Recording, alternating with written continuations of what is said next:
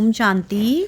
आज 1 दिसंबर 2022 के साकार मधुर महावाक्य हैं। मीठे बच्चे, योगेश्वर बाप आए हैं तुम्हें राजयोग सिखलाने। इस योग से ही तुम विक्रमाजीत बन भविष्य में विश्व महाराजा महारानी बनते हो। क्या कहा प्यारे बाबा ने कि योगेश्वर बाप आए हैं तुम्हें राजयोग सिखलाने। इस योग से ही तुम विक्रमाजीत बन भविष्य में विश्व महाराजा महारानी बनते हो। प्रश्न है आज की मुरली का कि विकर्मों से बचने के लिए कौन सी प्रतिज्ञा याद रखो। क्या है प्रश्न आज का कि विकर्मों से बचने के लिए कौन सी प्रतिज्ञा याद रखो। उत्तर है इसका मेरा तो एक शिव बाबा, दूसरा ना कोई। एक बाप से सच्चा रूहानी लव रखना है। यह प्रतिज्ञा याद रहे तो विकर्म नहीं होगा। माया देह अभिमान में लाकर उल्टा कर्म कराती है। बाबा उस्ताद है, उसे याद कर माया से पूरी युद्ध करो तो हार नहीं हो सकती। सेकंड प्रश्न है आज का कि अपने बच्चों प्रति बाप की कौन सी आस है। क्या प्रश्न है आज का कि अपने बच्चों प्रति बाप की कौन सी आस है। उत्तर है इसका जैसे लौकिक बाप चाहते हैं मैं बच्चों को ऊंच पढ़ाऊं, बेहद का बाप भी कहते हैं मैं अपने बच्चों को स्वर्ग की परी बना दूं।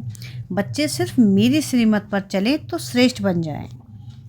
गीत है आज की मुरली का तकदीर जगाकर आई हूँ। ओम शांति।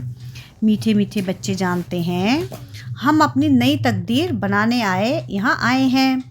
किसके पास? योगेश्वर के पास, सिखलाने वाला ईश्वर के पास। इसको कहते हैं राजयोग। ईश्वर योग सिखलाते हैं। कौन सा योग? हठ योग तो अनेक प्रकार का है, यह जिस्मानी योग नहीं है। सन्यासियों का तत्व योग ब्रह्म योग है, उनको ईश्वर योग नहीं सिखाते। तुम बच्चे जानते हो परमपिता परमात्मा हमको फिर से कल्प पहले मुआफिक राजयोग सिखलाते हैं। सन्यासी ऐसे कभी नहीं कहेंगे। यह योग कल्प पहले भी सिखाया था और अभी भी सिखला रहा हूँ। तुम बच्चे कह सकते हो वह हठयोगी राजयोग सिखला नहीं सकते हैं। हमको सिखलाने वाला शिव बाबा है जिसको योगेश्वर कहा जाता है। मनुष्य भूल से श्री कृष्ण को योगेश्वर कह देते हैं। श्री कृष्ण सतयुग का प्रिंस है, वहाँ योग की बात ही नहीं। यह बहुत अच्छी पॉइंट्स है, समझाने की तरकीब सीखो। युक्ति से समझाया जाता है। तुम्हारा सारा मदार योग पर है। जितना योग में रहेंगे उतना विक्रमाजीत बनेंगे। भारत का प्राचीन योग बहुत गाया हुआ है। यह राजयोग परमपिता परमात्मा के सिवाय कोई सिखला ना सके, इसलिए इनका नाम योगेश्वर है। ईश्वर ही राजयोग सिखलाते हैं। किसके लिए राजयोग सिखलाते हैं? क्या भारत को राजाई देते हैं? नहीं, सिर्फ भारत की बात नहीं, तुम बच्चों को सारे विश्व का मालिक बनाने के लिए राजयोग सिखलाते हैं। यह एम ऑब्जेक्ट क्लियर है। भल राजाई कोई टुकड़े पर करेंगे, विश्व में तो नहीं करेंगे, परंतु कहने में आता है विश्व का मालिक। तुम बच्चे जानते हो नई दुनिया के लिए हम तकदीर बनाकर आए हैं। सारी विश्व नई बन जाती है। कैपिटल भारत है। तुम्हारे नए विश्व में भी कैपिटल दिल्ली होगी। उसका नाम गाया हुआ है परिस्तान। तुम हो ज्ञान परियां। ज्ञान सागर में गोता खाकर मनुष्य से बदल स्वर्ग की परियां बन जाते हो। यह मानसरोवर है ना, कहते हैं वहाँ स्नान करने से मनुष्य परी बन जाते हैं। तुम यहाँ आए हो स्वर्ग की परियां बनने के लिए। तुम बादशाही लेते हो। तुम्हारे पास जेवर आदि ढेर होंगे। तुम कहेंगे हम राजयोग सीखते हैं जिससे हम भविष्य में महाराजा महारानी बनेंगे, परंतु अगर श्रीमत पर अच्छी रीति चलेंगे तो ऐसे मत समझना कि प्रजा में जाने वाले को परी कहेंगे। नहीं, श्रीमत पर दैवीय गुण धारण करने हैं। लौकिक बाप को बच्चों में मोह होता है तो कहते हैं बच्चों को ऊंच पढ़ाऊं। यह बाप भी कहते हैं इन्हों को एकदम स्वर्ग की परी बना दूं। श्रीमत पर जितना चलेंगे उतना श्रेष्ठ बनेंगे। कोई भी तकलीफ नहीं है। साहूकारों को सुनने की फुर्सत नहीं मिलती, सिर्फ गरीबों को फुर्सत मिलती है। तुम्हारे जितनी फुर्सत किसी को नहीं है। जिनको लफड़े ज़्यादा हैं उनका योग नहीं लग सकता। आज बाबा बच्ची से पूछ रहा था कि तुम जानती हो कि हम किसके रथ की सेवा कर रहे हैं। घोड़े की संभाल करने वाला समझेगा कि हम फलाने साहब के घोड़े की संभाल कर रहे हैं। तुम भी जानते हो यह किसका रथ है। अगर शिव बाबा को याद कर तुम इस रथ की सेवा करो तो तुम बहुतों से अच्छा पद पा सकती हो। यह हुआ रथ, याद तो शिव बाबा को करना है। यह भी याद रहे तो बेड़ा पार हो सकता है। बाबा कहाँ के लिए राजयोग सिखलाते हैं? भविष्य नई दुनिया के लिए, और सिखाते हैं संगम पर। श्री कृष्ण कैसे राजयोग सिखलाएंगे? वह तो सतयुगी राजाई में था, परंतु वह राजाई किसने स्थापन की? बाप ने। प्राचीन देवी देवताओं को ऐसा किसने बनाया? किसने राजयोग सिखाया? वह श्री कृष्ण का नाम लेते हैं। बाप कहते हैं मैं तुम बच्चों को अभी सिखला रहा हूँ, तुम तकदीर जगा कर आए हो भविष्य नई दुनिया में ऊंच पद पाने के लिए। बाप कहते हैं मुझे याद करो तो मैं पवित्र दुनिया का मालिक बनूं, और कोई उपाय नहीं। एक तरफ याद करते हैं पतित पावन आओ, दूसरे तरफ नदियों को कहते हैं पतित पावनी। कितनी भूल है। बात छोटी है परंतु मनुष्य की आँख खोलनी है। बाप जब आते हैं आकर समझाते हैं कि पतित पावन मैं हूँ, मैं ही तुमको ज्ञान स्नान कराए पावन बनाता हूँ। यह पतित दुनिया है। सन्यासी अनेक प्रकार के योग सिखलाते हैं, परंतु राजयोग तो एक ही सिखाने वाला मैं हूँ। परमपिता परमात्मा को ही पतित पावन कहते हैं। उनको कितना याद करना चाहिए? फिर मैनर्स भी अच्छे चाहिए। हम 16 कला संपूर्ण बनते हैं।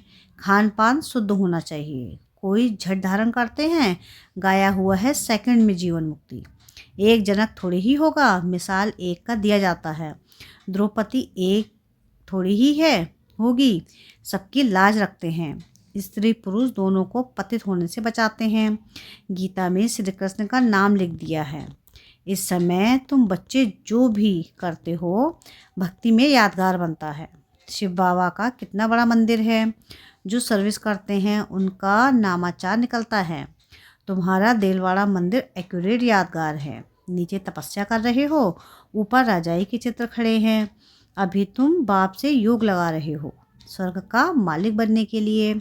स्वर्ग को भी याद करते हो। कोई मरता है तो कहते हैं स्वर्ग पधारा, परंतु स्वर्ग है कहाँ यह किसको मालूम नहीं। समझते हैं भारत स्वर्ग था, फिर ऊपर कह देते हैं। बाप समझाते हैं सेकंड में जीवन मुक्ति गाई हुई है, फिर भी कहते हैं ज्ञान सागर है। ज्ञान का सागर है। जंगल को कलम बनाओ, सागर को शाही बनाओ तो भी घुटता नहीं, पिछाड़ी तक चलेगा। तो मेहनत की जाती है ना। सेकंड की बात भी ठीक है। बाप को जाना तो बाप का बरसा है जीवन मुक्ति। साथ साथ यह समझाया जाता है तो चक्र कैसे फिरता है, धर्म कैसे स्थापन होते हैं। कितनी बातें हैं समझने की। साथ में बाबा को याद करो, वर्षे को याद करो। तुम याद करते हो, निश्चय भी करते हो। हम विश्व की बादशाही ले रहे हैं, फिर क्यों भूल जाते हो? बाबा कहते हैं जितना याद करेंगे उतने विकर्म विनाश होंगे। इसमें टाइम लगता है।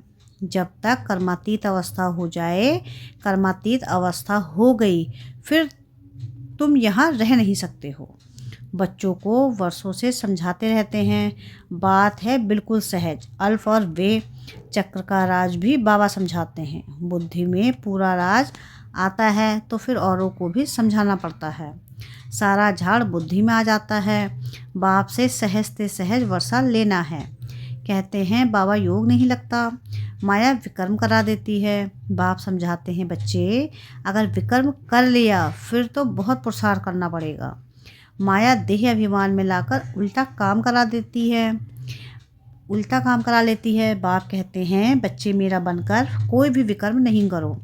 तुमने प्रतिज्ञा की है, मेरा तो एक शिव बाबा दूसरा ना कोई। जैसे कन्या की जब सगाई होती है तो पति के साथ कितना लव हो जाता है, तो बेहद के बाप से कितना लव होना चाहिए। तुम्हारा कितना गुप्त लव है। वह है जिस्मानी, यह है रूहानी। उनकी प्रैक्टिस पड़ गई है। यह तुम घड़ी घड़ी भूल जाते हो क्योंकि नई बात है। अपने को आत्मा समझ बाप को याद करना है।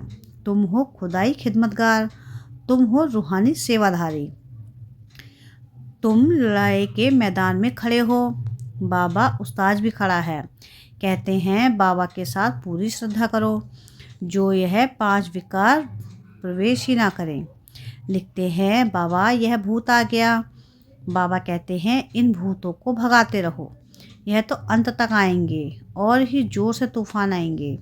अज्ञान में भी कभी नहीं आए होंगे, वह भी आएंगे। तुम कहेंगे वानप्रस्थ में थे, कभी ख्याल भी नहीं आता था। ज्ञान में आने से काम का नशा आ गया, स्वप्न भी आते रहते हैं। यह क्या, यह वंडरफुल ज्ञान है। कोई मूझ कर छोड़ भी जाते हैं। बाबा बता देता है तूफान बहुत आएंगे। जितना पहलवान बनेंगे माया बहुत पछाड़ेगी। इसलिए महावीर वन स्थैर्यम रहना है, बाबा की याद में रहना है, कर्म में नहीं आना है। कर्म में आने से विकर्म बन जाता है। बहुत पुरुषार्थ करना है, खराब आदतें निकालनी है। अविनाशी सर्जन जानते हैं, यह बाबा भी जानते हैं। माया के अनेक प्रकार के विघ्न पड़ते हैं।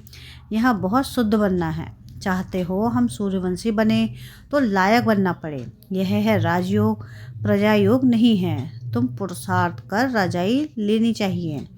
तुम युक्ति से, गुप्त रीति से कहाँ भी जा सकते हो। बोलो हमको बताओ, हम किसको याद करें जो हम दुख से छूट जाएं। भला कहते हैं भारत का प्राचीन योग, वह क्या है? आप हमको राजयोग सिखला सकते हो जो हम राजा बने। ऐसी ऐसी बातें करते ज्ञान में ले आना चाहिए। तुम ऐसी पहलवानी दिखाओ जो एक ही बात से उनकी बुद्धि ढीली हो जाए। युक्ति वाले चाहिए। तब बाबा पूछते हैं इतने सर्विसेबल बने हो? बहुत संभाल रखनी पड़ती है। दुनिया इस समय बहुत गंदी है। यह भी एक कहानी है। द्रौपदी के पिछाड़ी कीचक लगे। इसलिए बाबा कहते हैं बहुत खबरदार रहना है। मूल बात है राजयोग की। किसको भी है समझाओ कि राजयोग सिखलाया बाप ने, नाम डाला है बच्चे का। दूसरी यह बात सिद्ध करो कि गीता का भगवान शिव है, उससे स्वर्ग का वर्षा मिलता है। जिससे स्वर्ग का वर्षा मिलता है। समझाने की युक्ति चाहिए। तुम्हारी सर्विस है रूहानी, वह सोशल सर्विस भी जिस्मानी करते हैं। वह है जिस्मानी सोसाइटी, यह है रूहानी सोसाइटी। रूह को इंजेक्शन लगता है, तब कहते हैं ज्ञान अंजन सतगुरु दिया। अब आत्मा की ज्योत बुझी हुई है। मनुष्य जब मरते हैं तो दीवा जलाते हैं। समझते हैं आत्मा गधेरे में जाएगी, समझते हैं कि आत्मा अंधेरे में जाएगी। बरोबर बेहद का अंधियारा है। आधा कल्प घृत नहीं पड़ा है। आत्मा की ज्योति बुझ गई है। अब ज्ञान का घृत पड़ने से रोशनी हो जाती है। अब बाप बच्चों को कहते हैं कि मामेकम याद करो। यह श्री कृष्ण तो नहीं कह सकते। हम आत्मा भाई भाई हैं, बाप से वर्षा ले रहे हैं। अच्छा, हम कितना समय याद में रहते हैं? यह चार्ट रखना है। यह चार्ट रखना अच्छा है। प्रैक्टिस करते करते फिर वह अवस्था पक्की हो जाएगी। यह युक्ति अच्छी है। सर्विस भी करते रहो, चार्ट भी रखो, फिर उन्नति को पाते रहेंगे। अच्छा, मीठे मीठे सिकिलधे बच्चों प्रति माता पिता बाप दादा का याद प्यार और गुड मॉर्निंग। रूहानी बाप की रूहानी बच्चों को नमस्ते। हम रूहानी बच्चों की रूहानी बाप दादा को याद प्यार गुड मॉर्निंग और नमस्ते। शुक्रिया प्यारे बाबा, शुक्रिया। धारणा के लिए मुख्य सार है। पहली पॉइंट है कि कोई भी भूत अंदर प्रवेश ना हो, इसकी संभाल रखनी है। कभी भी माया के तूफानों में मूझना नहीं है। खराब आदतें निकाल देनी है। क्या है पहली पॉइंट? कि कोई भी भूत अंदर प्रवेश ना हो, इसकी संभाल रखनी है। कभी भी माया के तूफानों में मूझना नहीं है। खराब आदतें निकाल देनी है। सेकंड पॉइंट है कि याद का चार्ट रखना है। साथ साथ रूहानी सेवाधारी बन रूहों को ज्ञान का इंजेक्शन लगाना है। क्या है सेकंड पॉइंट? कि याद का चार्ट रखना है। साथ साथ रूहानी सेवाधारी बन रूहों को ज्ञान का इंजेक्शन लगाना है। वरदान है आज का, कोई भी कार्य करते सदा दिल तख्त नशीन रहने वाले बेफिक्र बादशाह भव। क्या है वरदान? कि कोई भी कार्य करते सदा दिल तख्त नशीन रहने वाले बेफिक्र बादशाह भव। जो सदा बाप दादा के दिल तख्त नशीन रहते हैं वे बेफिक्र बादशाह बन जाते हैं, क्योंकि इस तख्त की विशेषता है कि जो तख्त नशीन होगा वह सब बातों में बेफिक्र होगा। जैसे आजकल भी कोई कोई स्थान को विशेष कोई ना कोई नवीनता विशेषता मिली हुई है, तो दिल तख्त की विशेषता है कि फिक्र आ नहीं सकता। यह दिल तख्त को वरदान मिला है, इसलिए कोई भी कार्य करते सदा दिल तख्त नशीन रहो। वरदान है आज का कि नंबर आगे लेना है तो स्नेह और सहयोग के साथ शक्ति रूप धारण करो। क्या है स्लोगन आज का? कि नंबर आगे लेना है तो स्नेह और सहयोग के साथ शक्ति रूप धारण करो। अच्छा, ओम शांति, ओम शांति, ओम शांति।